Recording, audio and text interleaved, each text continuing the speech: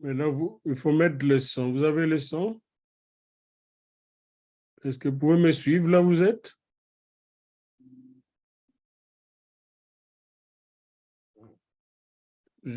Est-ce que vous me suivez? Le son passe?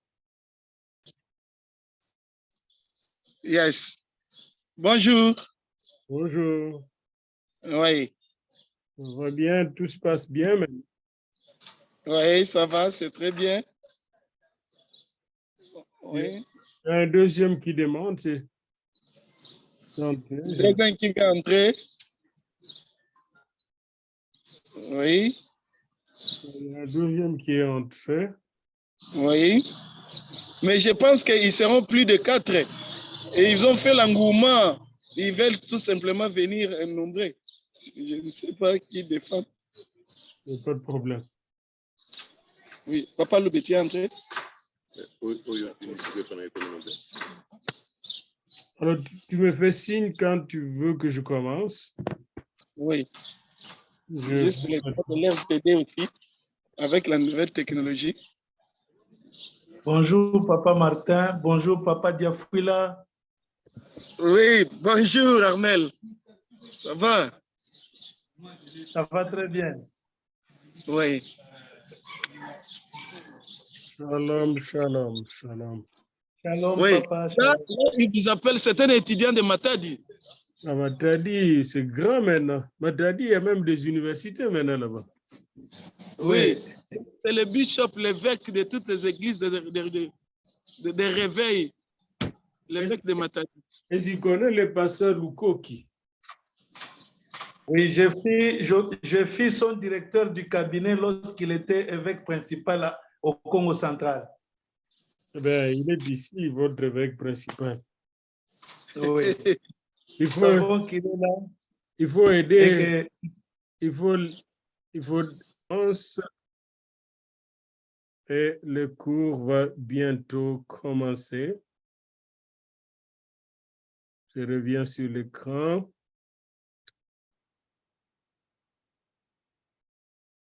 Voilà, ce cours de counseling professionnel va vous rappeler beaucoup de choses que vous faites déjà.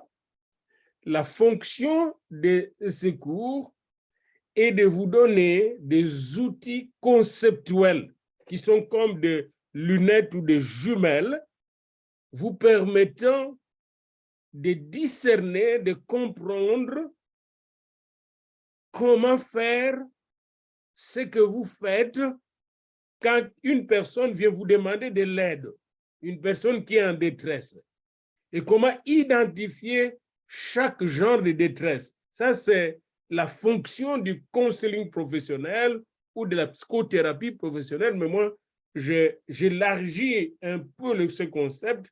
Ce n'est pas seulement de la psychothérapie, mais c'est aussi l'art de traiter des problèmes sociaux, des problèmes familiaux, des problèmes professionnels que les gens traversent.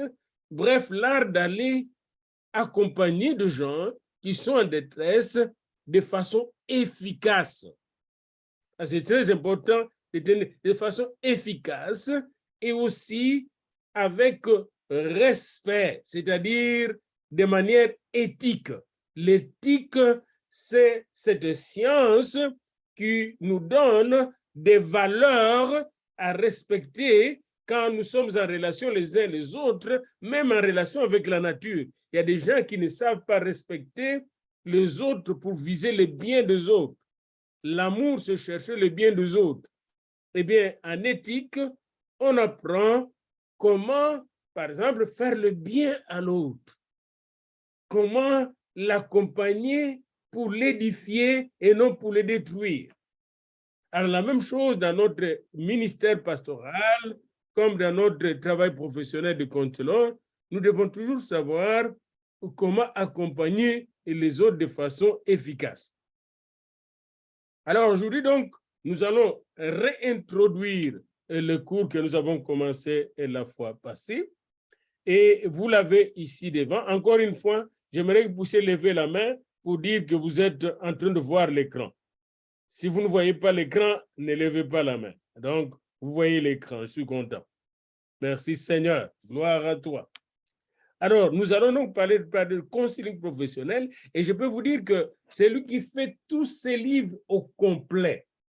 Il a vraiment droit à un diplôme spécial à côté même de son master parce que le livre même, c'est un cours complet de counseling ou de psychothérapie professionnelle.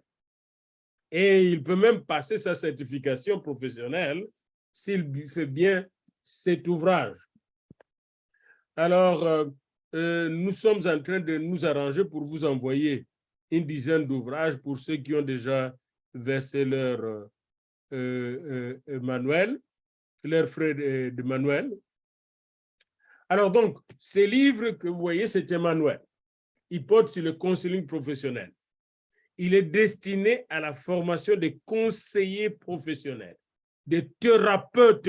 Moi, je ne dis pas psychothérapeutes, des thérapeutes professionnels qui peuvent être des pasteurs, mais qui aussi peuvent être des gens qui sont dans la profession de psychologues, de sociologues ou même de chefs d'entreprise, mais qui font face chaque jour à des gens qui sont pleins de problèmes émotionnels, des problèmes affectifs, des problèmes relationnels, des problèmes comportementaux, des problèmes cognitifs, ils ont des troubles cognitifs, etc. Ces gens-là cherchent de l'aide, et j'irai même plus loin, des problèmes spirituels, des problèmes d'insomnie, des problèmes de difficultés de concevoir des enfants et tout ça. Beaucoup de problèmes que nous avons, auxquels nous faisons face chaque jour, que ce soit dans le ministère ou dans les relations normales, quotidiennes. Eh bien, nous reconnaissons un fait que nous voyons que beaucoup de gens vont consulter des pasteurs et des prêtres. Et quand vous allez en Afrique de l'Ouest, ils vont chez les imams, les marabouts, pour chercher des solutions à leurs problèmes. La plupart de ces religieux interviennent sans savoir comment aider professionnellement les personnes qui le consultent. Ils interviennent probablement sous l'aide de l'Esprit Saint pour des pasteurs qui sont loin du Saint-Esprit, mais parfois, ils ne suivent pas nécessairement la voie du Saint-Esprit parce qu'ils ne sont pas outillés pour comprendre ce que le Seigneur veut faire. Vous comprenez, quand vous allez dans Acte 10, Pierre est chez le corailleur, Simon le corailleur à Jopé. Il est visité par le Seigneur dans une vision et le Saint-Esprit le prépare pour aller bien parler à Corneille. Si le Saint-Esprit n'était pas venu le préparer, il n'allait pas partir chez Corneille parce qu'il était fermé par sa judaïté. Ça, c'est un deuxièmement. Même s'il allait partir sans le Saint-Esprit, eh bien, il n'allait pas savoir comment parler à Corneille. Mais puisqu'il était à l'école du Saint-Esprit, le Saint-Esprit, le grand thérapeute, lui a préparé, lui a dit comment faire. Et quand il est arrivé là, eh bien, il a dit exactement ce qu'il devait dire et Dieu a fait exactement ce qu'il devait faire. Le Saint-Esprit est venu le visiter pendant le cours. C'était du counseling dans la prédication de Pierre. Et c'est très important de savoir que même le jour de la Pentecôte, après avoir prêché, Pierre a commencé à faire du counseling. Mais il était bien préparé, ce gars-là, par Jésus d'abord, le grand counselor, et par le Saint-Esprit ensuite. Donc, ce manuel contient surtout des techniques psychothérapeutiques pour accompagner les gens en détresse. Nous aurons un autre manuel qui sera un manuel de pastoral counseling. Mais nous devons d'abord commencer par les outils théoriques. Les passages de la théorie à la pratique thérapeutique en counseling impliquent un stage supervisé par des professionnels qualifiés. Et ce domaine fera l'objet d'un autre manuel qu'on appelle le manuel de supervision ou en forme de superviseur en counseling. tandis que le président manuel est concentré sur l'acquisition du savoir et du savoir-faire et même du savoir-être dans le développement de l'art de soigner et de guérir par la parole. En rédigeant ce manuel, j'avais visé de contribuer à la formation professionnelle en intervention thérapeutique auprès de gens en détresse émotionnelle, en détresse cognitive, en détresse comportementale, en détresse relationnelle, en détresse personnelle, en détresse en couple, en détresse familiale, en détresse interpersonnelle, etc. Et nous avons beaucoup d'amateurs qui vont dire « je vais vous aider dans votre problème, vous ne mettez pas au monde, je vais vous aider ». Mais à la fin, ce sont des charlatans. D'où la nécessité d'avoir des gens qui sont professionnellement formés et dont l'art de guérir, de soigner est enraciné dans une éthique pastorale solide. Les professionnels caractérisés, le professionnalisme plutôt, se caractérise par la qualité du travail qu'il accomplit. Un professionnel accomplit un travail de qualité. On dit qu'il a le professionnalisme parce que la manière dont il accomplit son travail est une manière de qualité. Vraiment, quand vous êtes avec lui, vous faites du bien. Il agit selon les règles de l'art et les principes déontologiques en la matière. Vous allez voir même un pasteur bien formé par le Saint-Esprit et par de bons mentors, quand il vous parle, ça fait du bien, ça édifie. Ça, vous sortez de sa présence dans la joie, exactement comme si on était avec le Christ. Et c'est évidemment parce que là où 2 ou 3 sont réunis en mon nom, je suis au rendez-vous. Mais il doivent être là en son nom. Alors, les interventions professionnelles peuvent devenir nuisibles. Quand quelqu'un qui vous soigne ou qui soigne la personne est imbu de lui-même, il ne tient pas compte des risques que court la personne. Chaque parole que vous prononcez peut faire sortir la vie ou la mort. Et vous connaissez ce proverbe qui dit « la vie ou la mort se trouve au pouvoir de la langue ». Contrairement aux professionnels en counseling, un amateur charlatan, il manque de compétences, il manque de qualifications, il n'a même pas l'onction. Puis il fait n'importe quoi et dit n'importe quoi. C'est comme une femme qui est allée se faire aider en Côte d'Ivoire chez un pasteur parce qu'elle ne mettait pas au monde. Le pasteur, au lieu de l'aider, a commencé à s'accoupler avec la femme. La femme a fini par se faire engrosser par ce pasteur. Et là, ils sont allés dans une émission de télévision pour débattre du problème avec le mari qui ne mettait pas au monde. Et là, c'était les querelles. Le pasteur dit, mais toi, tu ne mettais pas au monde. Je t'ai aidé à mettre au monde. Puis, c'était la foire. C'était la foire. C'est une émission, ce sont des émissions qu'on fait en Côte d'Ivoire, là, que je regarde de temps en temps. Non, le professionnel en counseling, il ne va pas aider de cette manière-là. Savez-vous que même les psychologues du monde avaient l'habitude d'aider des femmes comme ça, de cette manière. Mais ça, ce n'est pas la manière de Dieu. Ce n'est pas comme ça qu'on a aidé Sarah à mettre au monde, ni la mère de Samuel, celle qui est devenue la mère de Samuel, Anna. Ce n'est pas comme ça qu'on l'a aidé à mettre au monde d'abord Samuel, puis ses 6 autres enfants.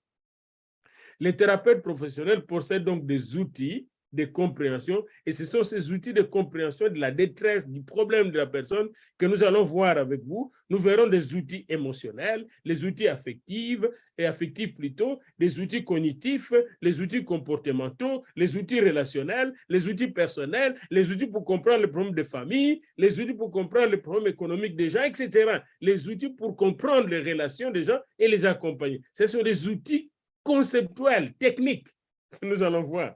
Et vous allez voir que ces outils-là, vous pouvez aller les retrouver dans la Bible. Mais les psychologues, les théoriciens le font, même les athées comme ça.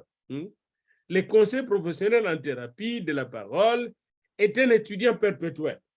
Après sa maîtrise ou son doctorat en counseling, les thérapeutes continuent de développer ces techniques.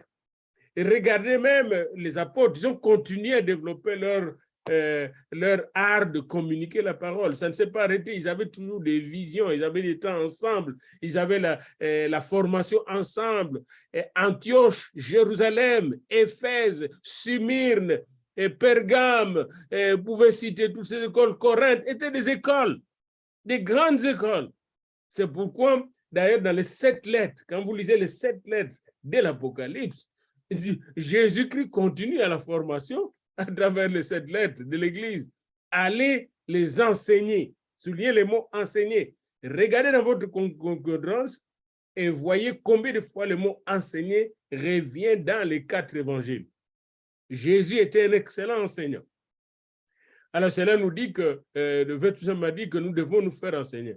Au Canada, ici, il n'y a aucun qui peut faire le counseling, même la pastorale, s'il n'est pas certifié pour faire ce travail. C'est pourquoi il y a beaucoup de pasteurs ici, des dénominations indépendantes, qui n'ont pas du tout les certificats pour marier, parce qu'ils ne sont pas qualifiés. C'est très important pour vous, qui êtes comme des pionniers pour fonder des églises, de commencer à normer, c'est-à-dire à mettre des règles. Hein? Ne deviens pas pasteur n'importe qui, ne deviens pas prophète n'importe qui. Il faut avoir des critères clairs et précis et tester la personne, parce que la Bible nous dit dans 1 Jean 4, discerner les esprits pour savoir s'ils sont de Dieu. Alors c'est très important sur le plan professionnel de discerner quelqu'un s'il est qualifié, quelqu'un qui n'est pas charpentier. Il ne peut pas faire de charpente, quelqu'un qui n'est pas menuisier. Il ne peut pas faire de bons meubles.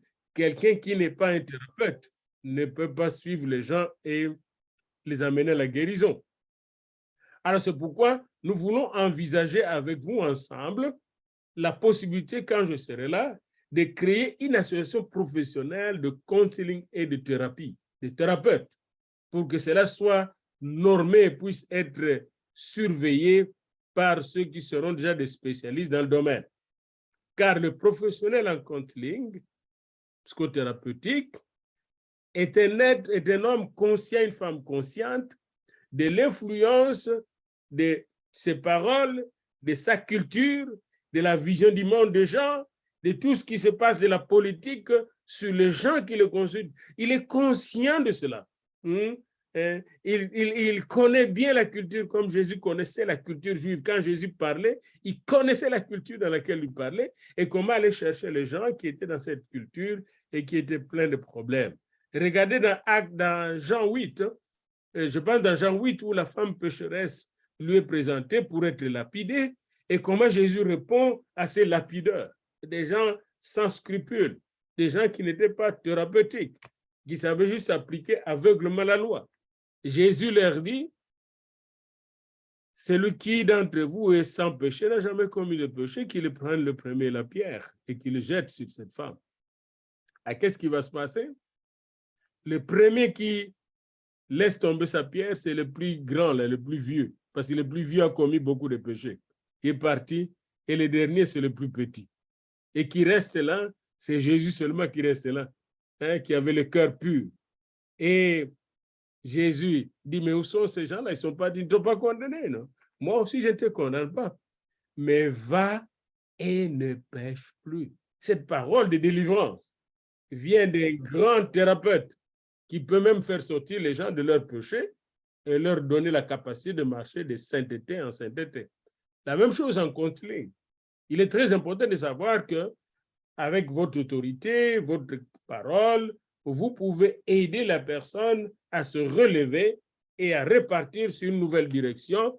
Et comme ça, la personne va réaliser clairement et concrètement que si quelqu'un est en Christ, il est une nouvelle création. Les choses anciennes sont passées, les choses nouvelles, toutes les choses sont devenues nouvelles. Alors, les approches que vous allez voir ici sont des approches qui tiennent compte de toutes les cultures, qui sont valables dans toutes les cultures. Vous allez voir que, en principe, celui qui maîtrise ces approches peut aider les gens à évoluer dans n'importe quelle culture. Alors, notre objectif, c'est de faire de vous, de tous qui suivent ce cours, un conseiller professionnel. C'est-à-dire quelqu'un qui a des oreilles pour écouter, comprendre la personne qui vient l'aider.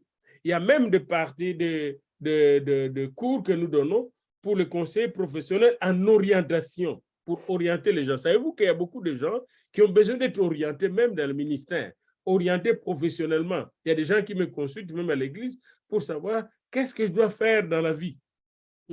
Quelles études je dois faire, quel métier je dois faire. Nous devons savoir orienter tout ce monde. Nous avons une formation spécialisée pour l'orientation. L'orientation dans le mariage. Une femme est sollicitée par 3-4 hommes. Quel homme je dois accepter? Tout ça, ça relève de l'orientation et nous donnons des formations dans ces domaines aussi. Les conseillers professionnels peuvent aussi enfin exercer la fonction de superviseur.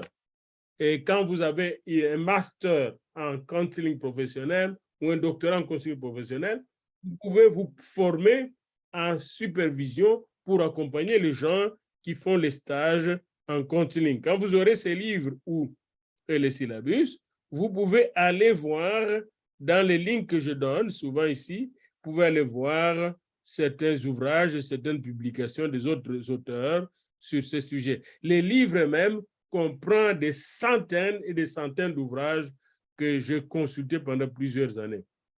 Alors, le cours que nous allons suivre comprend 12 chapitres.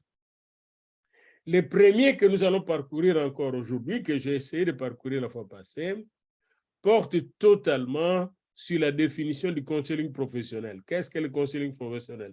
Quelles sont les étapes du counseling professionnel? Quel est le rapport entre théorie et pratique en counseling professionnel?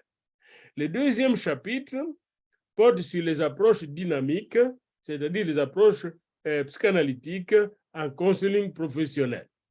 Le troisième chapitre est une présentation succincte de l'approche comportementale des Américains.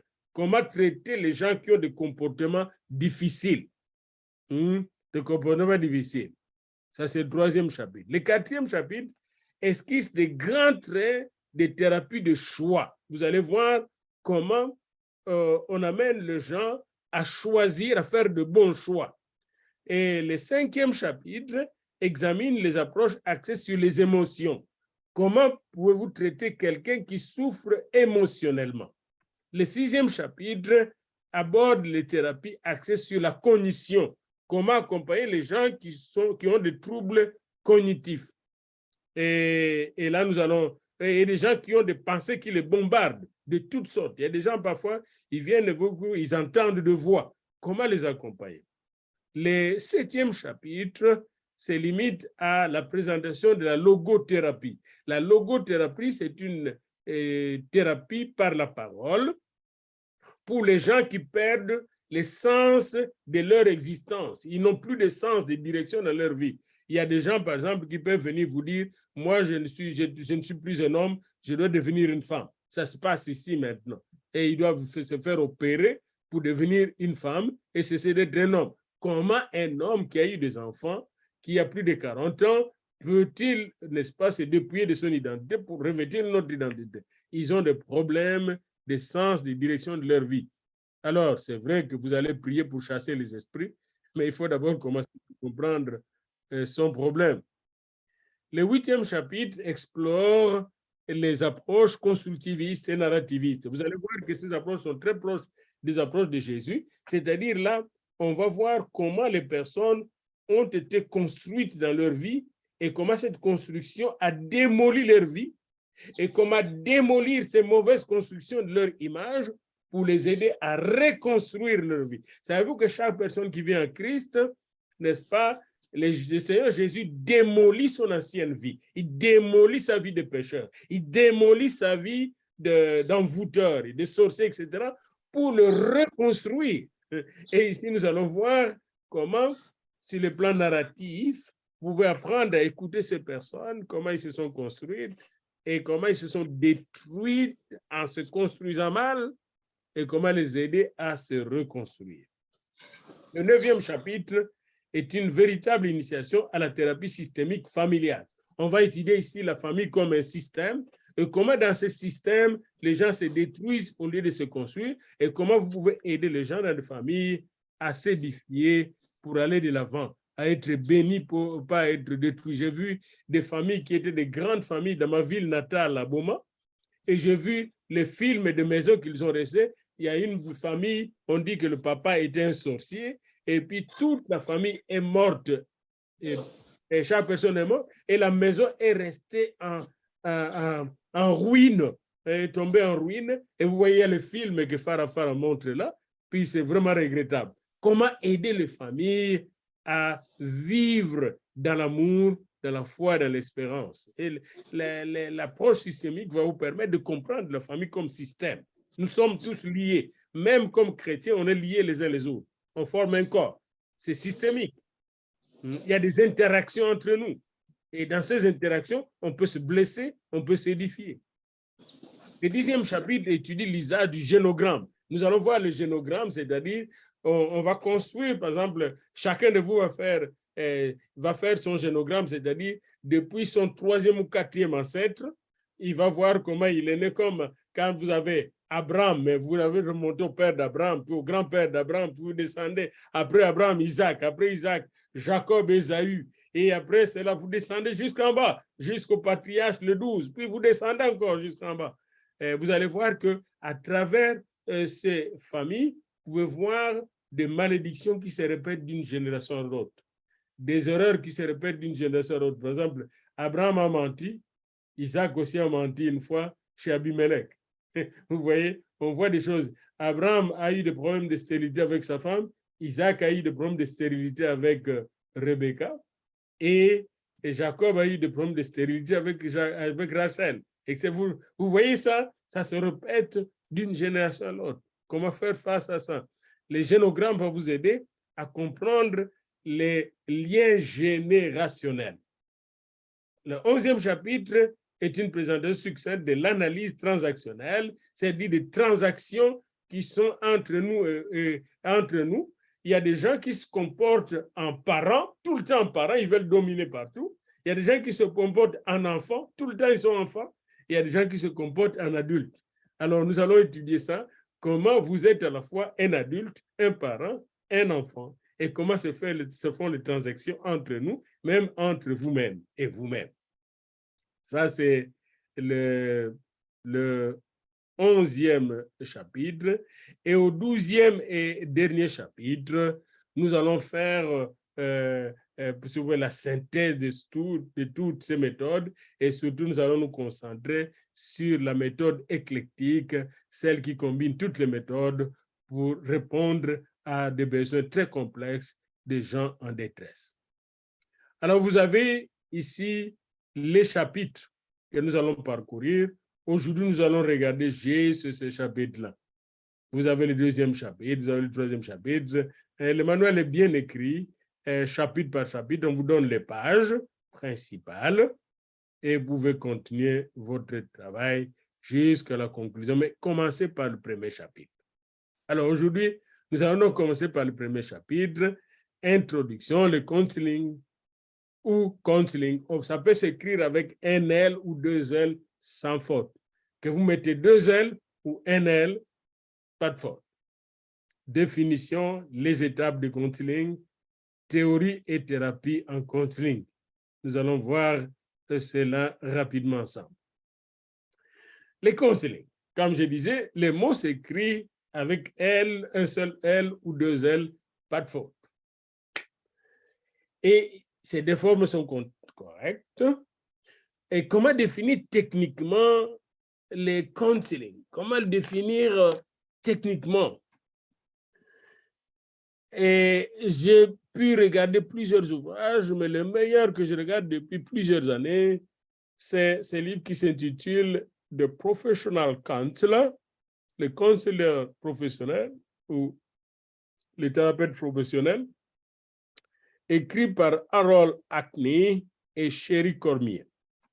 Et là, j'ai vu que ce livre qui comprend une préface, 12 chapitres, 2 appendices, 10 pages de références bibliographiques et un index de noms, est un livre très riche pour comprendre le counseling. Et ce livre est en anglais. Et moi, je vous encourage beaucoup, pour ceux qui n'ont pas la maîtrise de l'anglais, de s'initier à cette langue et de pousser vos enfants à maîtriser cette langue. Toute la première section de notre chapitre d'aujourd'hui porte sur la définition et le contexte de la pratique thérapeutique qu'on appelle le counseling. Et la seconde section présente les phases, les stages de counseling, les étapes. La troisième section porte sur le processus pour établir le rapport et la relation de travail entre le conseiller et les clients. La quatrième section est consacrée à l'évaluation des problèmes du client. La cinquième section au développement des objectifs de counseling. La sixième au choix des stratégies et à la sélection des interventions. La septième aux interventions effectives. Après ces 7 sections viennent le chapitre portant sur les différents types d'interventions que nous verrons ensemble. Ceci dit, je donne quelques exemples et je vous en ai donné déjà. Je vous donne un exemple de gens qui nous ont consultés ici au Canada. Julius, c'est un nom imaginaire. À 19 ans, il était un Afro-Canadien. Il vient voir un conseiller parce qu'il se sent découragé et abattu après la rupture avec sa petite fille, ses petites amies. Il y a des gens ici qui se suicident après la rupture avec la petite amie, les jeunes gens de 16 ans, 17 ans. Et comment l'aider? Billy, un Canadien caucasien, qui vient voir un conseiller, un pasteur, parce qu'il n'arrive plus à dormir depuis la mort tragique de sa mère. Comment l'aider? Marie et Karim vivent ensemble en couple depuis 10 ans et réalisent qu'ils ne communiquent plus. Et puis Marie pense qu'elle a fait une erreur de se marier avec Karim qui est très colérique. Commence à penser à se séparer. René vient voir un conseiller parce qu'elle n'est pas très sûre que le jeune homme qui lui demande un mariage est l'homme qu'il faut. Comment l'accompagner? Et je peux connaître comme ça, quelqu'un vient vous dire, moi je ne dors pas, je vois mon parent qui vient, mon oncle paterne qui vient chaque fois dans mes rêves et il veut me manger. Peut-être c'est un sorcier. Comment l'aider? Voilà des cas de counseling. Eh bien, au lieu de passer directement, souvent l'habitude, on va chercher des solutions directement. Non, aujourd'hui, je ne veux pas que nous puissions aller directement vers les solutions. Qu'est-ce que le counseling d'abord? Nous devons savoir d'abord qu'est-ce que le counseling. Alors voilà, c'est le traitement des problèmes personnels ou professionnels, intrapersonnels ou interpersonnels, de nature émotionnelle ou cognitive ou comportementale ou relationnelle ou individuelle ou familiale. Ces problèmes peuvent être structurels ou systémiques ou relationnels. Mais le traitement de ces problèmes par la parole et non par le médicament, c'est ce qu'on appelle le counseling professionnel. Des problèmes personnels, des problèmes intrapersonnels peuvent comprendre la conception de soi-même, les complexes d'infériorité, la peur des autres, la timidité, la colère, les expériences traumatisantes, les déceptions, les frustrations, les échecs, les deuils, les injustices. Vous connaissez le problème de la mère de Samuel avant de mettre au monde dans 1 Samuel 1. Il s'est présenté à Siloé et là, les prophètes et juges qui étaient là ne comprenaient même pas son problème. Les enfants du prophète, les sacrificateurs là, étaient loin de comprendre son problème. Mais Dieu a compris son problème parce que Dieu, c'est le super thérapeute. Les problèmes interpersonnels et relationnels se posent dans la vie de mère de Samuel. Sa rivale se moquait d'elle. Son mari s'occupait bien d'elle, mais il est allé chercher sa rivale, Elkana. Alors, tous ces problèmes, elle portait ça sur elle. Problèmes de relations conjugales, problèmes de nos familles, problèmes de travail, problèmes de la vie sociale, de nos rapports avec les autres. Ces divers problèmes peuvent avoir des structures profondes chez les individus en détresse. Ça peut toucher la conscience, la subconscience, l'inconscience de ces personnes. Ces problèmes peuvent aussi avoir de ramifications spirituelles. Ces problèmes peuvent venir des systèmes organisationnels de famille, des sociétés auxquelles s'identifient ces personnes. Les conseillers utilisent alors les thérapies d'inspiration psychanalytique, des approches systémiques pour démonter les structures profondes de la personne en détresse et l'accompagner efficacement. Les problèmes personnels et interpersonnels de la vie peuvent être traités de plusieurs manières. Les êtres humains n'ont pas attendu le développement du contenu pour commencer à traiter leurs problèmes. Non. Une maman qui voyait sa fille en détresse, une voisine qui voyait sa voisine en détresse, un papa qui voyait notre papa en détresse, ils s'entraidaient.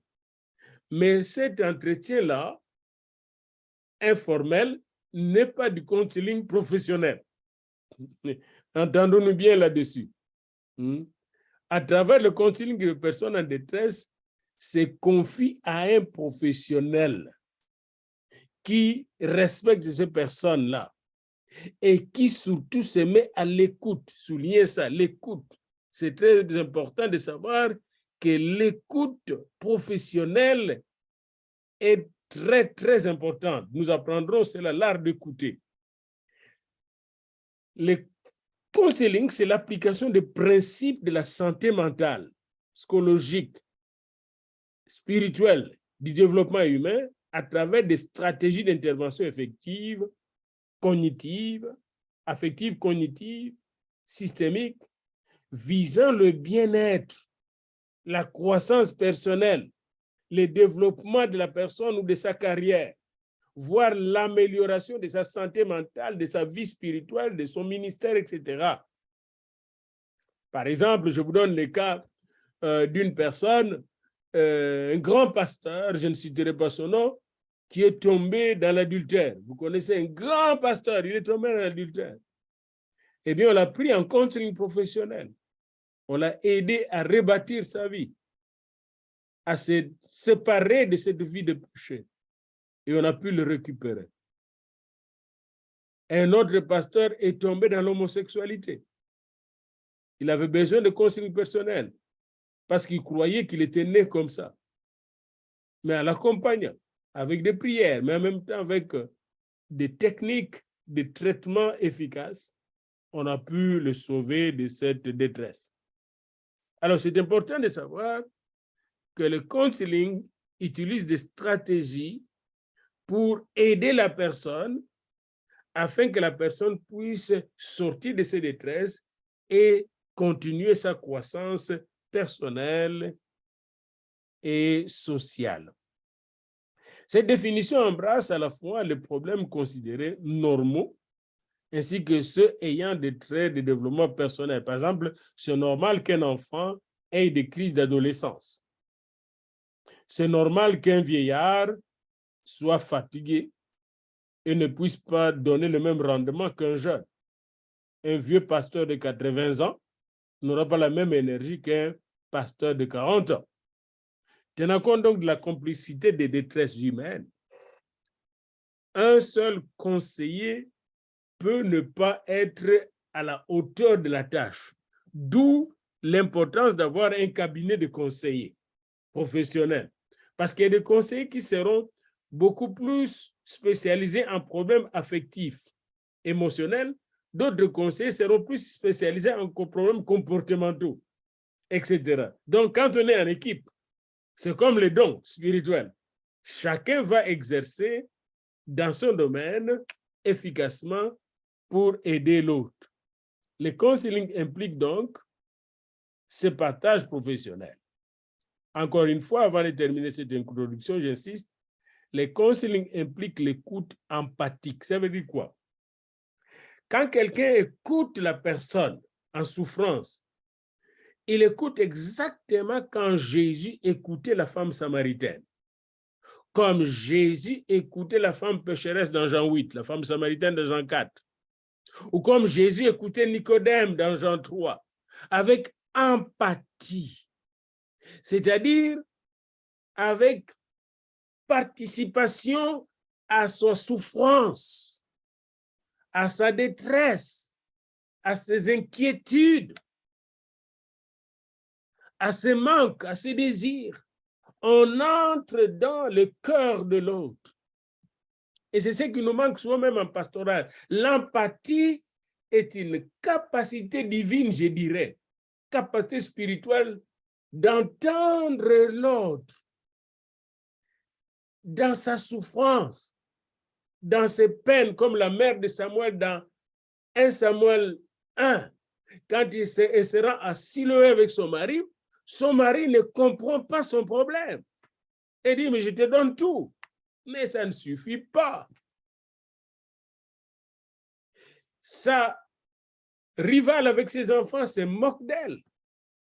Elle va à l'autel de Dieu prier à Siloé, au tabernacle. Et là, les grands prêtres, sacrificateurs et prophètes ne comprennent absolument rien. Élie. Les enfants d'Élie sont occupés à d'autres choses.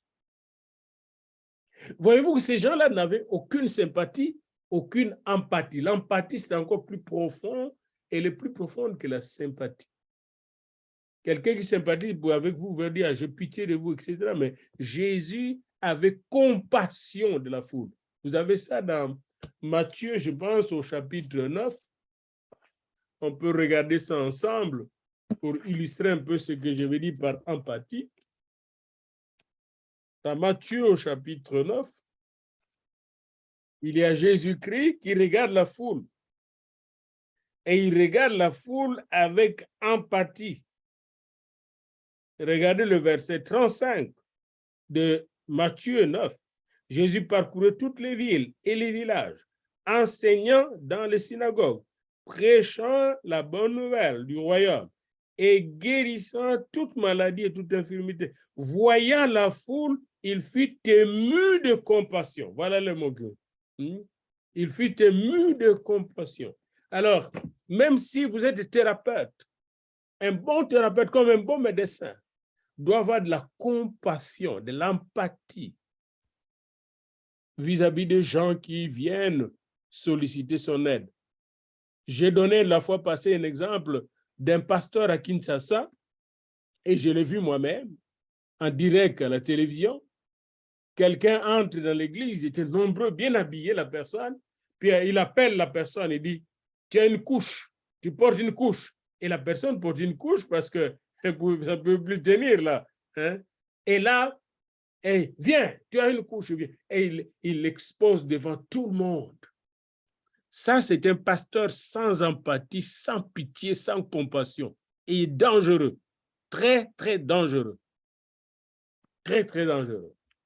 Et d'ailleurs, il n'a même pas guéri cette personne de sa maladie. Les counseling impliquent, c'est ça que je dis ici, les counseling impliquent l'écoute empathique. Quand vous aurez votre livre, soulignez ça, comme je l'ai souligné ici. Hein? De l'autre qui est en détresse. Les counseling impliquent l'acceptation inconditionnelle de la personne qui vous contacte comme client. Inconditionnelle. Comme Jésus nous a acceptés inconditionnellement. Les counseling impliquent non seulement l'empathie, non seulement l'acceptation inconditionnelle, implique aussi la confidentialité et le respect de la vie privée. Quelqu'un vient vous parler de son adultère, comment il ne peut pas se débarrasser des femmes, et c'est là le trouble. Gardez ça confidentiellement jusqu'à ce que la personne sera délivrée de son problème. Et que cette personne elle-même un jour témoigne de cela.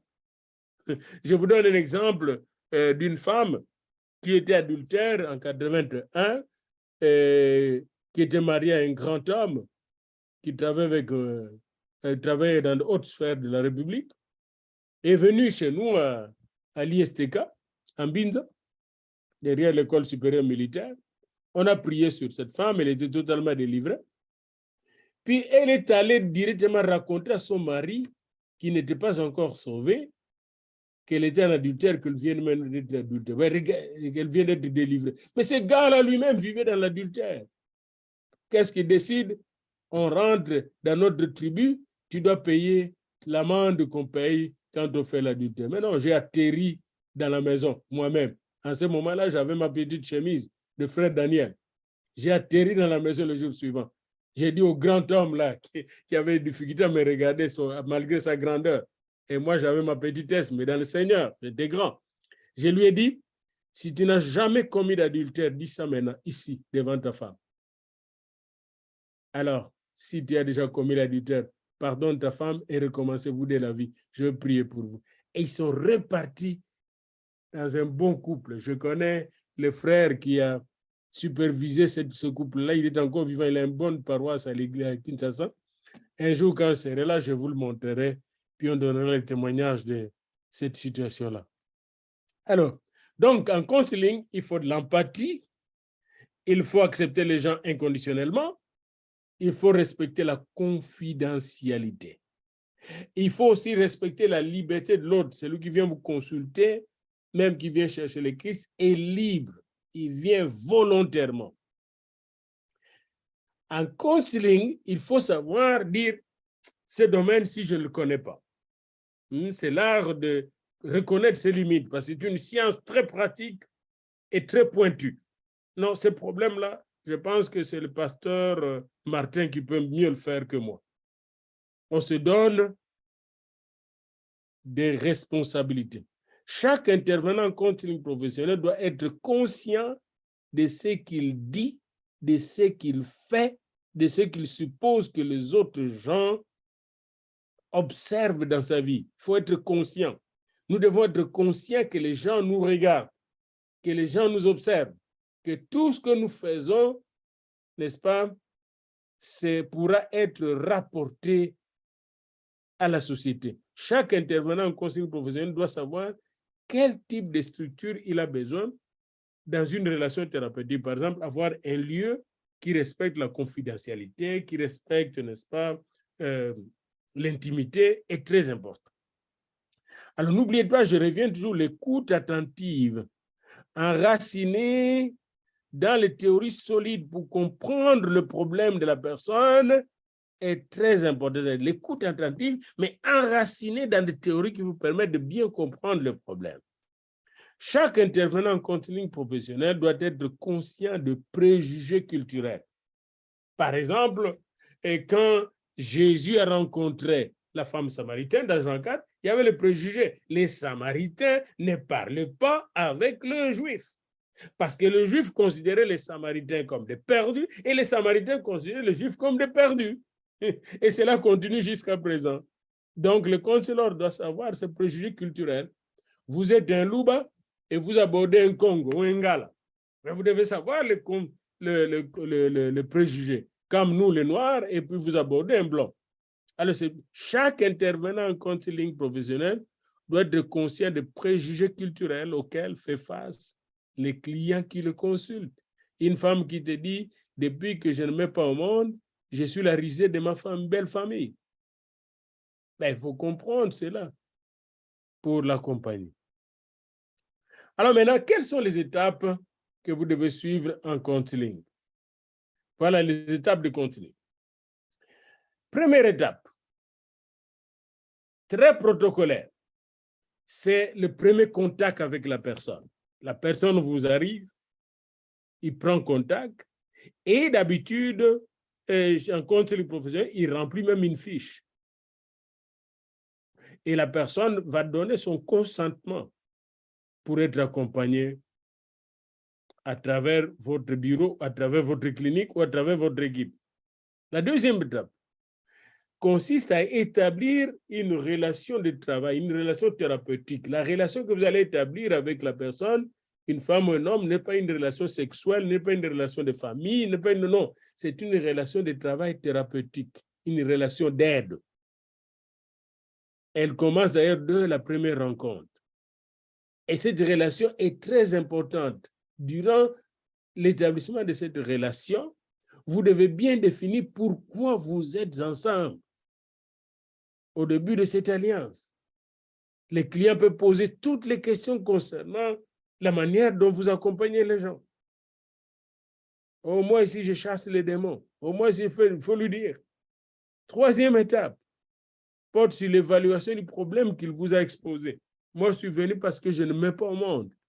Depuis que nous sommes mariés depuis 7 ans, vous écoutez la personne et vous établissez la fiche du problème, les diagnostics. Ce qu'on appelle en anglais l'assessment, l'évaluation. Quatrième étape, maintenant, vous fixez avec votre client, voilà, la personne, les objectifs, vous fixez ensemble les objectifs que vous voulez atteindre. Moi, je suis venu, je ne dors pas, je souffre de l'insomnie. À la fin de nos rencontres avec vous, 7-8 rencontres, j'aimerais commencer à bien dormir. Voilà, comme ça, il y a un objectif. Ou moi, je ne mets pas au monde. À la fin, j'aimerais concevoir, etc. Donc, ici, vous définissez les objectifs et comment atteindre ces objectifs. Cinquième étape consiste à initier l'intervention que nous allons faire. Voilà comment nous allons procéder. Voilà combien de jours nous allons faire. Voilà combien de rencontres nous allons faire. La sixième et dernière étape de l'intervention professionnelle en counseling est la planification de la fin. Comment nous allons terminer cette rencontre et comment sera le suivi. Alors, voici la question principale que doit se poser tout conseiller pastoral ou non en matière de counseling. Comment mettre fin à cette relation thérapeutique sans ruiner les résultats accomplis? Alors, chaque fois que vous êtes en train de rencontrer quelqu'un, il faut penser à la fin parce qu'il ne va pas toujours dépendre de vous. Comment je vais atterrir? N'oubliez pas, dans l'aéronautique, il y a 2 temps difficiles et critiques, les temps de décollage et les temps d'atterrissage. Il en est de même pour le counseling. Alors, c'est là que vous aurez besoin de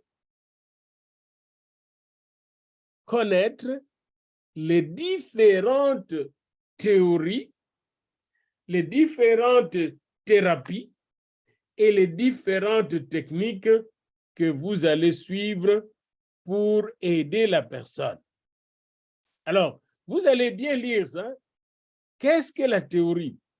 La théorie, c'est une manière intelligente de comprendre et d'expliquer une situation. Vous voyez, hein? Elle est fondée essentiellement sur la connaissance qu'on a de la réalité. Eh bien, des théories thérapeutiques, c'est la connaissance fondée sur des expériences, la connaissance de la réalité, comment l'homme fonctionne. Alors, une théorie, c'est un ensemble de lois ou de relations utiles pour formuler des explications cohérentes. Et il y a des théories de l'homme, il y a des théories de la conscience humaine, il y a les théories des émotions humaines, il y a les théories de comportement humain. Il faut le connaître. Alors, il y a des caractéristiques d'une théorie. Une théorie doit être claire, c'est-à-dire facile à comprendre, comme nous le verrons. La théorie de comportement, la théorie des émotions, elle est claire, facile à comprendre et à communiquer. Une théorie est compréhensive. Une bonne théorie comprend des explications claires et précises, communicables. Une théorie explique, explicite et heuristique donne aux gens de découvrir de bonnes choses. Une théorie est spécifique par rapport aux résultats escomptés. Une théorie est très utile pour atteindre le but visé. Alors, une théorie évolue. Il y a des théories qui évoluent et qui s'améliorent, qui se transforment, mais notre théorie tombe. Ce n'est plus efficace, on le jette. Il y a 6 fonctions pratiques d'une théorie. La théorie aide le conseiller à trouver l'unité et les relations dans la diversité des expériences. Par exemple, une personne qui vous arrive a des problèmes émotionnels.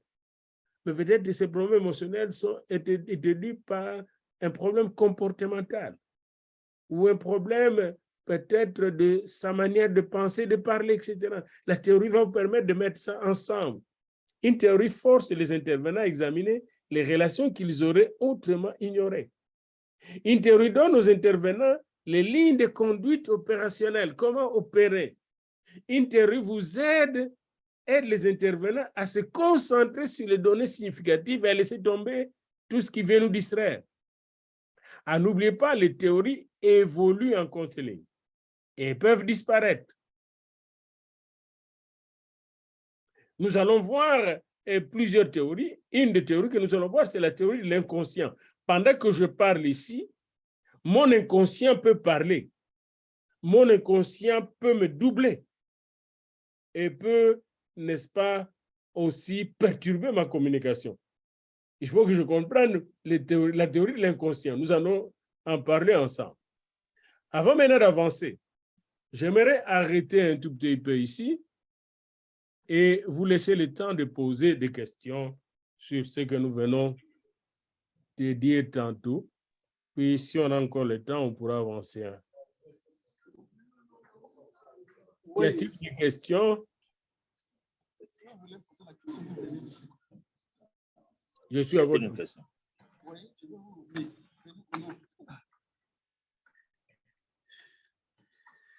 Si vous avez des questions, s'il vous plaît, profitez-en parce que...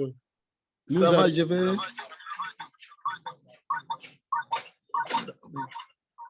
OK. Oui, moi, ce qui me fait mal, c'est d'abord le constat de secours. Nous avons des conseillers partout. Mais vous ne voyez pas comment insérer ce cours dans nos institutions, que ce soit politique, ecclésiastique ou académique. Comment on peut insérer cela? C'est votre travail. Si vous dites, nous pouvons l'insérer. C'est un cours que vous pouvez donner au PDG, c'est un cours que vous pouvez donner dans des équipes de staff des ressources humaines, au Parlement, etc. Mais c'est vous autres, les pasteurs, vous devez avoir l'expertise. Et quand vous avez l'expertise, vous pouvez, parce que c'est quand vous voyez ce qui se passe dans nos parlements, même au monde, ces gens-là ne savent pas comment entretenir les relations et ne savent pas non plus comment répondre aux responsabilités que le Seigneur leur a données dans notre nation. Mais c'est à vous autres qui êtes responsables de la vie spirituelle des gens, de la vie morale des gens, d'avoir la capacité de les aider, de les accompagner professionnellement. Vous n'allez pas seulement leur prêcher les versets bibliques qu'ils ne mettront jamais en pratique. Hein? Le counseling, c'est quoi? Le counseling, c'est traiter le sol qui doit recevoir l'évangile. Parce que vous n'oubliez pas qu'il y a le terrain. Quand vous prêchez à quelqu'un, le terrain peut être un terrain où il y a des pierres. Vous connaissez les pierres, n'est-ce pas? C'est bien dit dans la parabole du semeur. Le terrain peut être un terrain où il y a des épines. Le terrain peut être un terrain qui est une route. Et tout ça, des distractions, l'ennemi vient voler l'évangile. Donc, votre rôle est de préparer le terrain. Et le conseil peut vous aider à préparer le terrain. Question, s'il vous plaît?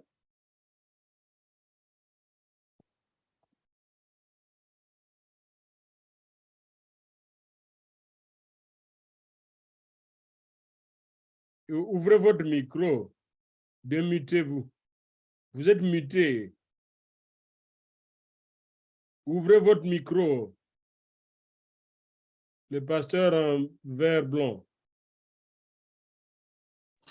Oui, ça va. Voilà. Dernièrement, j'avais suivi à la télévision le pape à Rome a résisté pour venir rendre visite aux chrétiens catholiques au Congo. Mais il a dit son âge ne lui permet pas de se déplacer et il propose même de démissionner. Alors, qu'est-ce que vous allez conseiller à un pasteur qui est très âgé, qui n'a même pas toutes ses capacités de bien travailler, mais qui résiste toujours à travailler? C'est ce que nous constatons aussi dans notre pays. Y a-t-il un conseil à donner à quel âge un pasteur peut ne pas continuer à exercer son ministère? Je reviens encore, mon frère, au cours que nous avons suivi là. D'abord, vous devez regarder ce pasteur avec quelle attitude. Quel est le mot que j'ai utilisé? Ce pasteur-là qui a besoin d'être aidé. Vous devez l'empathie. Vous devez avoir pitié de lui. Deuxièmement, ces gens-là, comment on les accompagne? Est-ce que vous êtes pasteur?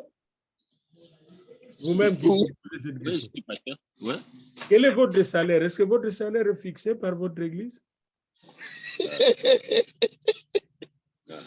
Dans notre communauté, il n'y a pas un salaire fixé pour un pasteur. On donne juste l'offrande, la dîme et peut-être le bien matériel. Mais quand vous allez cesser de faire le pastoral, comment vous allez recevoir cette offrande et cette dîme? Il n'y en aura pas. Il n'y en aura pas. Comment vous allez vivre? Comment vous allez vivre?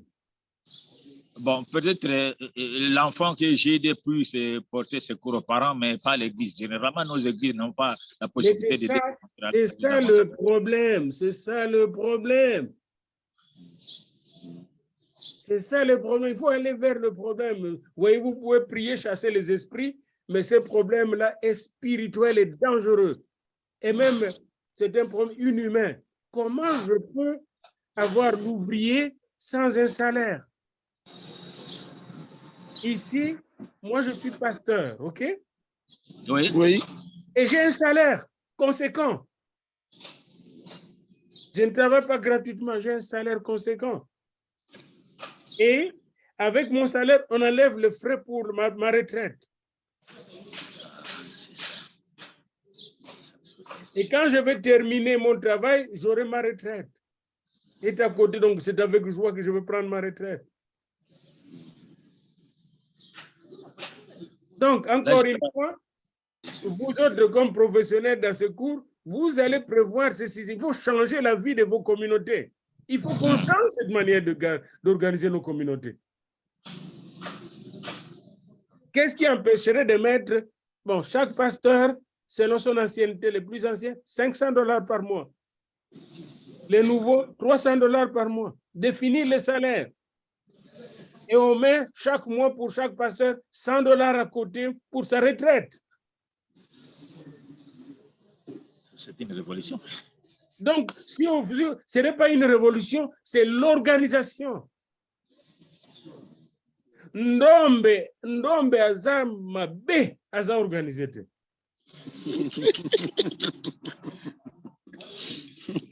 Tu vas voir là-bas la SAP, mais ils ne pensent pas ces choses-là, comment organiser les choses. Alors, bien aimé, quand j'aborde ces problèmes, je l'ai abordé même au niveau de moi, j'ai travaillé jusqu'à l'ECC. C'était les grands problèmes. J'arrive en 89, venant du Canada, où j'avais la bourse, puis j'avais le salaire, j'étais pasteur aussi ici, un bon salaire. On me dit la première fois, vous arrivez ici, vous n'avez pas de salaire, il n'y a pas de salaire. J'ai dit, OK. Je trouve de l'argent qu'on doit me verser régulièrement avec des donateurs à l'extérieur, et j'ai dit qu'on me donne au moins 10% de cela. Non, on ne veut pas qu'on me donne. Je lui dis, mais non, si vous faites ça, je vous laisse tomber.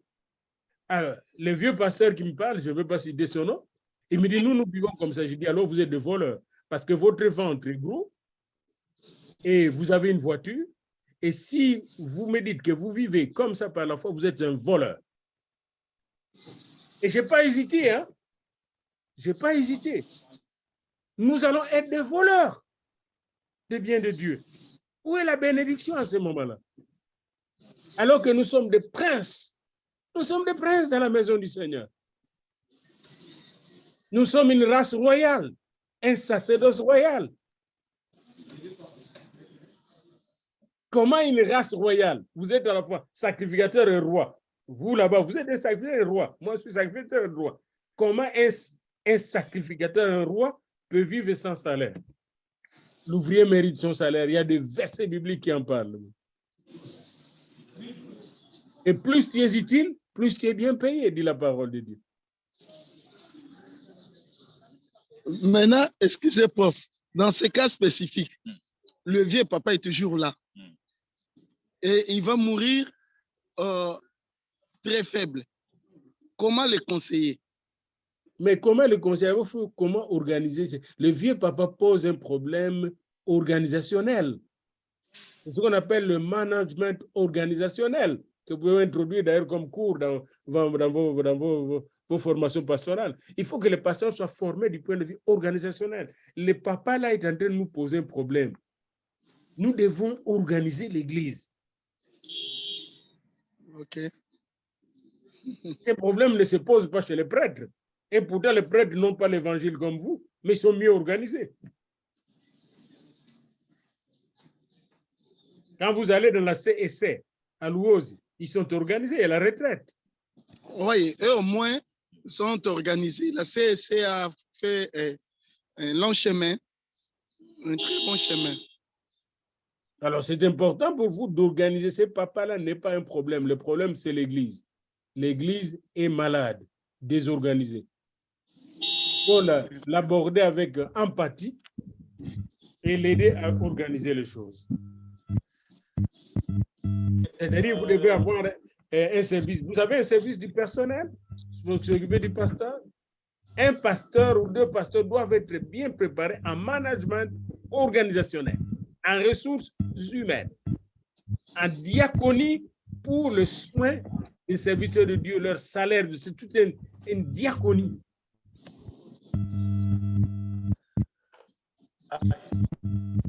Merci. Oui. Moi, je pense que, en fait, moi, ma préoccupation va pratiquement dans, je dirais, sur la même longueur d'onde que le pasteur Aloubé. En fait, moi, je vous connais depuis 1982. Je ne peux pas rappeler l'histoire ici.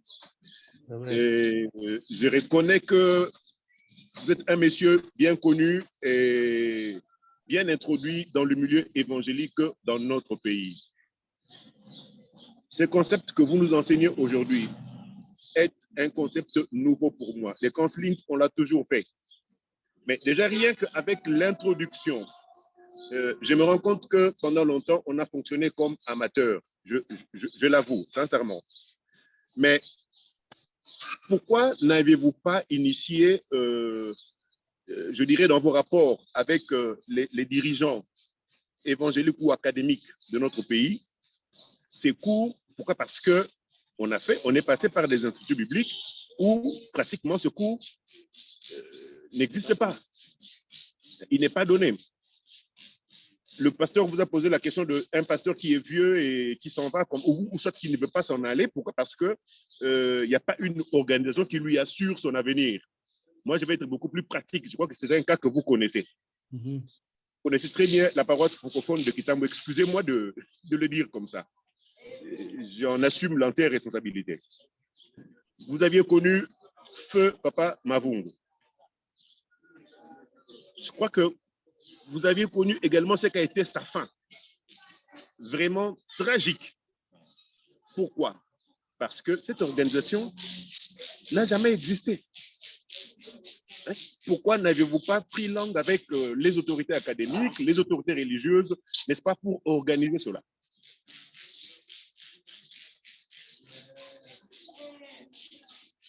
Votre question est très pertinente. Elle est très pertinente.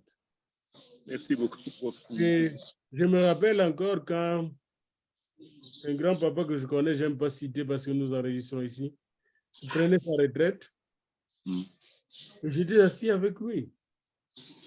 Et je lui demandais, parce que moi, j'ai eu la grâce d'être envoyé par l'Église au Canada. Moi, on m'a envoyé au Canada. Et c'est d'ici que mes yeux étaient ouverts sur le plan de management organisationnel. Savez-vous que je fais ici un master en psychothérapie? Et j'ai eu beaucoup de cours d'organisation de l'Église, implantation de l'Église, croissance de l'Église, organisation de l'Église. Qu'est-ce que la diaconie? Vous voyez, la diaconie que vous avez là n'est pas une diaconie développementale. Quand vous allez dans la diaconie en Allemagne, la diaconie est développementale, c'est-à-dire les écoles, les hôpitaux, les restaurants de l'Église, les hôtels de l'Église produisent les argent comme les restaurants de l'extérieur. Quand vous allez en Suède, une bonne partie de la ville de Suède pendant longtemps appartenait à la SMF, ma communauté en Suède. C'est-à-dire les grands hôtels, les meilleurs hôtels de Stockholm appartenaient à l'Église. L'Église avait investi. Par conséquent, l'Église avait assuré les salaires de missionnaires et de pasteurs au travail et des ouvriers de l'Église, parce qu'il y a aussi des laïcs qui travaillent, avait assuré à travers ces investissements. Il n'y a pas seulement les macabous, mais avec les macabous, vous faites des investissements dans votre société qui vont rapporter à l'Église, pas à un individu, mais à l'Église. Par exemple, si vous avez un hôtel de l'église, si vous avez une usine de l'église, etc. Parce qu'il faut aussi des débouchés, hein, de moyens d'investissement. Alors ça, c'est des investisseurs dans l'église qui ont à cœur l'église, de vrais, comme un peu Barnabas, c'est lui qui a vendu sa propriété, puis il a tout, donné tout l'argent au pied de quoi là, pas des Ananias. Il y a trop d'Ananias et de Saphira. Nous avons besoin de gens, ici il y en a, dans notre société ici. Alors, là aussi, j'ai vu, quand j'étais au Congo, je dois vous confesser que j'ai eu des gens qui nous accompagnaient, qui nous donnaient même leurs avions pour aller faire le ministère.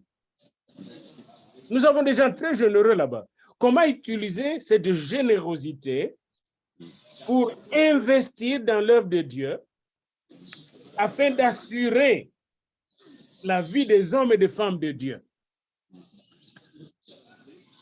Alors, ça, c'est une réflexion que nous devons mener maintenant parce que l'ancien temps, c'est passé, c'est fini, mon frère. Les questions peuvent être pertinentes, mais le passé devient notre université. Nous devons être des diplômés du passé pour faire de bonnes choses aujourd'hui.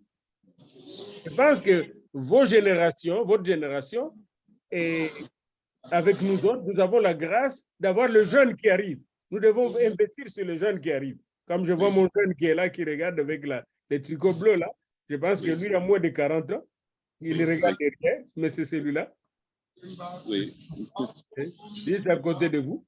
Hein? Oui. Et des gens qui ont moins de 40 ans, nous devons investir en eux et commencer à les organiser. Oui, oui, oui. Aucune église. Quand vous allez en Corée du Sud, toutes les paroisses sont presque au-delà de 20 000 membres. Toutes les paroisses en Corée du Sud, baptistes ou pentecôtistes. Et chaque paroisse a une clinique, a des écoles, a une petite université, a des hôtels. J'étais logé, véhiculé là-bas. Puis un jour, quand on allait au culte, en Corée du Sud, en 1994, moi et ma femme, on nous a mis dans différentes voitures. J'ai dit, mais mettons-nous ensemble. Non, non, non. Comme homme de Dieu, chacun dans sa voiture. Ils étaient capables de le faire parce que les églises sont bénies. N'oubliez pas que l'église devait être l'institution la plus bénie de la terre. Amen. Vous voyez? Et le grand problème, c'est que nous devons savoir comment organiser l'église comme une usine de bénédiction de Dieu. Vous voyez? Et c'est très important. C'est là que, et je ne pense pas seulement le cours de counseling, mais le cours de church management, la gestion de l'église. C'est un cours qui n'existait pas à la faculté de théologie dans nos facultés. Church management, la gestion de l'église. C'est le problème que nous posons, c'est le problème de gestion, la mauvaise gestion de l'église. L'église, chez nous, n'a rien à dire à l'État du point de vue de la gestion. Elle est mal gérée. Moi, j'ai vu des offrandes qui entraient, je m'excuse, les offrandes entrées, puis en même temps, les offrandes, avant de compter les offrandes, on commence déjà à les prendre. On n'a pas encore compté. J'étais dans une église de la diaspora, quelque part en Europe, je ne dirais pas où. On vient mettre les offrandes et l'argent tombe sur la terre, n'importe qui ramasse, personne ne prend soin de l'argent. Savez-vous qu'ici, je ne peux pas trouver quelque part, quelqu'un chante, puis on veut lui jeter l'argent comme ça. Mais non, parce que chaque chanteur, chaque conférencier, son salaire est fixé à la minute. Quand je veux parler dans une église, c'est $150 l'heure. Et c'est fixé. Je vous parle comme ça. Est-ce que vous avez fixé un salaire pour me payer? Non. La même chose dans nos paroisses. Alors, les jeunes gens, nous devons leur apprendre le church management, la gestion de l'église. Et church management est lié à church leadership. Parce que sans la vision stratégique qui vient de Dieu, ou bien le management, la gestion. La plupart de vieux papas dont vous parlez là, ils étaient sans vision. Est-ce que vous aussi, vous êtes sans vision? Si vous êtes sans vision, nous sommes perdus. Et je pense que des visionnaires comme le pasteur Martin ont créé ces écoles parce qu'ils veulent faire mieux. Ils veulent faire mieux, puis à tout seigneur, tout honneur. Nous sommes là maintenant, pas seulement pour écouter des discours de Diafouila, mais pour faire ce que Diafouila nous dit. Et faire ensemble. Moi, je suis prêt à collaborer avec vous. Par exemple, vous pouvez créer un compte bancaire en votre nom, mais en Occident, vous le mettez en euros ou en dollars. Vous mettez $100 chaque année pendant 10 ans pour l'Église. Vous aurez combien d'argent?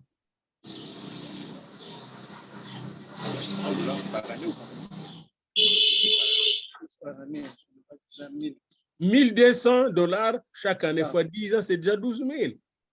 Vous voyez?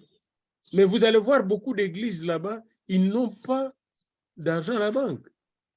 Mais notre petite église ici, je peux vous montrer, quand vous allez à YouTube, au site web, vous mettez seulement Église chrétienne apostolique Canada, pouf, on va vous montrer même l'argent que nous versons à la banque et qui se trouve, le gouvernement le suit. Clairement, chaque église est suivie par le gouvernement. Et on va vous montrer même mon salaire. Tout est là. Vous voyez, c'est deux mondes différents. Chez vous, c'est rationnel. Et là, chez nous, c'est irrationnel. Parce que n'oubliez pas, j'ai deux chez moi. Chez moi aussi, là-bas, et irrationnel. Comment vivre à la fois rationnel et irrationnel? Je suis foutu. Je suis vraiment perdu. Malheur à moi. Ah, qui a dit? Mawaming. Alors, c'est important de regarder ces gens-là avec empathie. Et peut-être que le counseling commence par là, avec ces gens-là. Et en les regardant avec empathie, vous pensez à la réorganisation de l'Église. On va parler de counseling organisationnel à ce moment-là. Hein? Comment organiser l'Église pour faire du bien, pour l'édification de l'Église. Est-ce qu'on va s'arrêter là ou on va continuer un tout petit peu? Non, moi je voulais dire, je crois qu'ils nous ont suivis partout, même ceux qui sont là-bas au central et les autres qui suivent, je ne sais pas, qu'ils terminent. Parce que déjà les 5 personnes qui ont donné l'argent, j'attendais, je voulais déjà les virer ce matin, mais j'attendais ce soir d'autres aussi qui devraient ajouter pour que demain matin, je puisse aller vite déposer pour que nous puissions avoir ces manuels ici. Est-ce que ça ne serait pas souhaitable que nous puissions aller lentement jusqu'à ce que nous pouvons avoir nos manuels, comme ça nous pouvons aller avec une vitesse rapide ou qu'est-ce que nous pouvons faire? Non, la vitesse sera la même parce que nous aurons 12 chapitres à parcourir. Oui, et là, nous pouvons suivre. La semaine prochaine, jours avant, oui. Chacun lit avant. Et lorsque vous viendrez, ça serait des explications. Là, peut-être ce serait plus deeping. Oui. Est-ce que demain, nous serons ensemble ou quoi? Parce que les autres n'ont pas suivi ça. Nous avons pensé que demain, nous pouvons leur donner, les jeudis, nous pouvons leur donner en différé. Oui. Et comme ça, on décide, on leur donne en différé et je leur montre aussi parce qu'ils ont des difficultés pour entrer dans Zoom. Oui. Je peux prendre 30 minutes pour essayer un peu de communiquer à la nouvelle technologie, comment on travaille en Zoom. Comme ça, oui. Nous pouvons faire au moins chaque semaine. Si nous allons dans 3 mois, ça serait difficile. Non. Nous allons voir 12 cours. Avec moi, 12. C'est fini, 12. Et... Oui, 12 semaines, ça fait déjà 3 mois. Non, pas 12 semaines. Oui, 12 semaines. Une semaine, 1 mois, 4 semaines, non? Ah, d'accord. Parce que si nous avons 12 cours, c'est 12 semaines. Ça veut dire 4 cours par mois. Oui, 4 cours par mois par rapport à ce que vous nous avez donné. Alors, moi, je voulais proposer qu'on puisse faire, au lieu de 4 cours par mois, nous pouvons avoir 8. Très bien.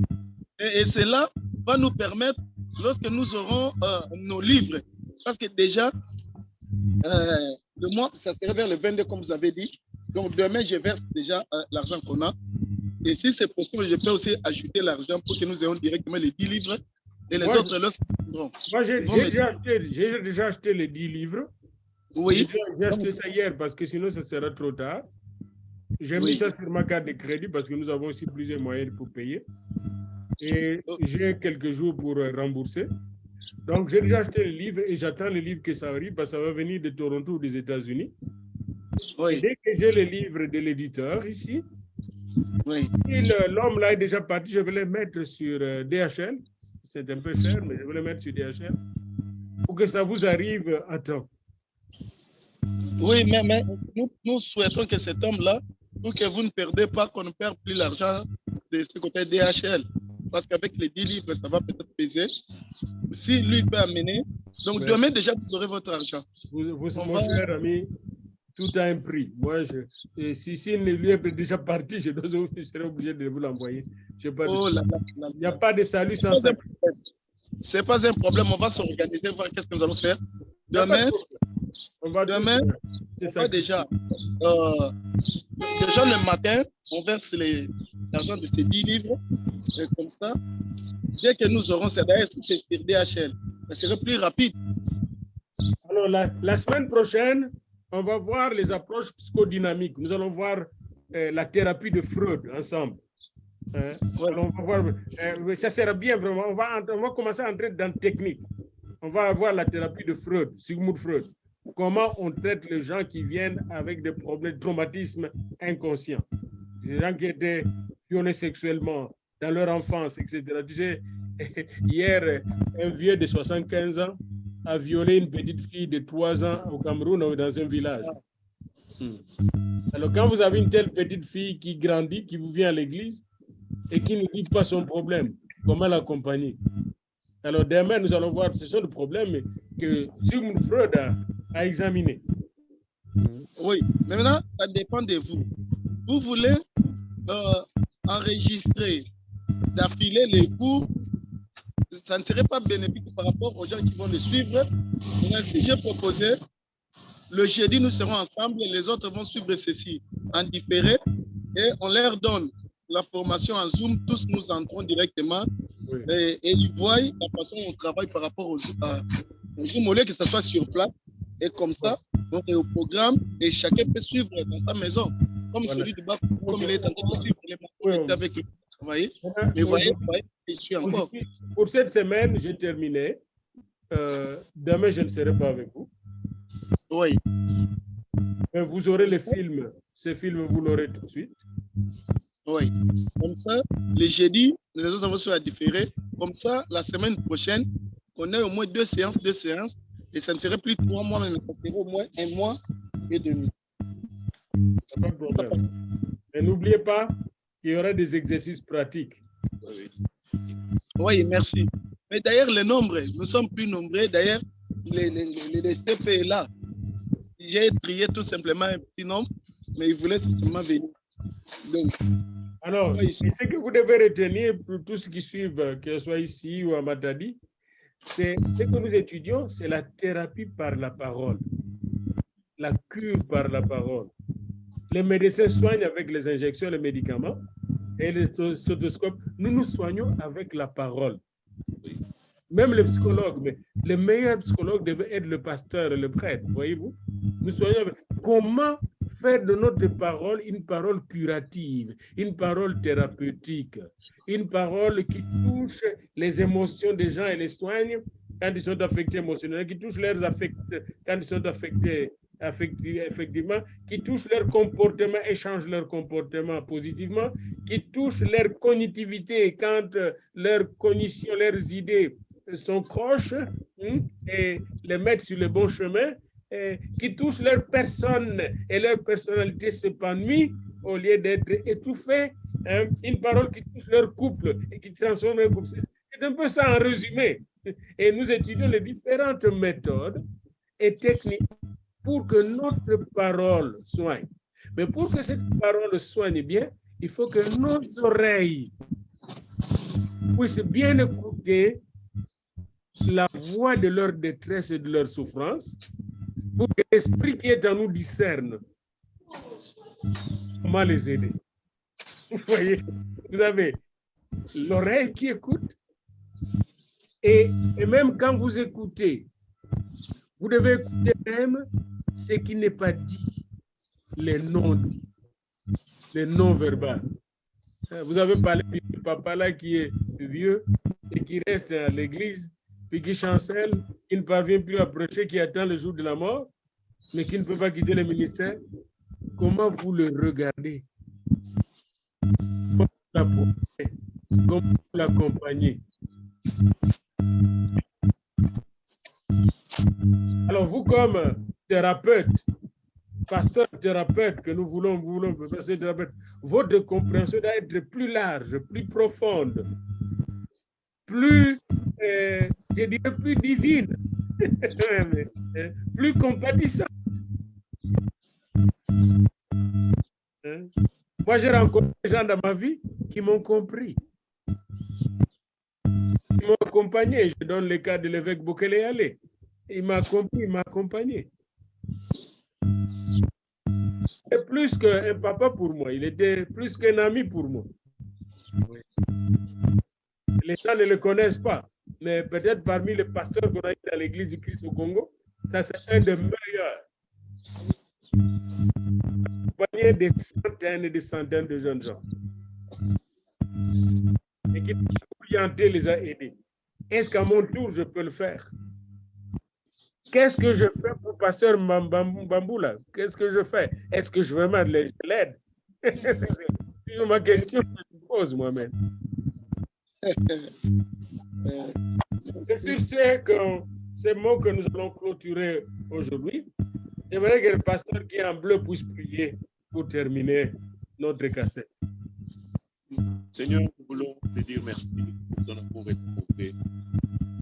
Le temps que nous avions passé ensemble, maintenant des choses merveilleuses. Et connais les désirs de nos cœurs. Accorde-nous cette grâce d'aller encore de l'avant dans cette connaissance. Oui, Seigneur, nous avons besoin d'être enseignés. Nous avons besoin d'être informés dans la connaissance. Manifeste-toi et que ton esprit nous conduise pendant tout ce temps. Au nom du Seigneur Jésus-Christ.